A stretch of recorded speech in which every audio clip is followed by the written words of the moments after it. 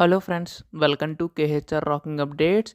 AP EAMCET వాళ్ళు చూసుకుంటే ఎంసెట్ సంబంధించి రిజిస్ట్రేషన్స్ ఎప్పుడు ఓపెన్ అవుతాయి అండ్ అలాగే ఎగ్జామ్ అనేది ఎప్పుడు ఉంటుంది అని చెప్పి చాలామంది డౌట్ ఉంది. ఆల్రెడీ తెలంగాణ సంబంధించి రిజిస్ట్రేషన్ డేట్స్ అండ్ అలాగే ఎగ్జామ్ డేట్స్ అయితే ఇచ్చారు. సో మనకి ఏపీలో ఎప్పుడు ఉండొచ్చు అని చెప్పి చాలామంది అయితే కామెంట్ చేశారు. సో ఈ వీడియోలో కంప్లీట్గా డీటెయిల్గా తెలుసుకుందాం. అంతకంటే ముందు ఛానల్ని సబ్స్క్రైబ్ చేసుకోకపోతే దయచేసి ఛానల్ని సబ్స్క్రైబ్ చేసుకోండి. చాలామంది వీడియోని చూస్తున్నారు కానీ సబ్స్క్రైబ్ చేసుకోవట్లేదు. మీ యొక్క సపోర్ట్ ఉంటే ఎలాంటి వీడియోస్ నేను ఇంకా చేయగలుగుతాను. సో ఇంకా ఆలస్యం చేయకుండా వీడియోలోకి అయితే వెళ్ళిపోదాం.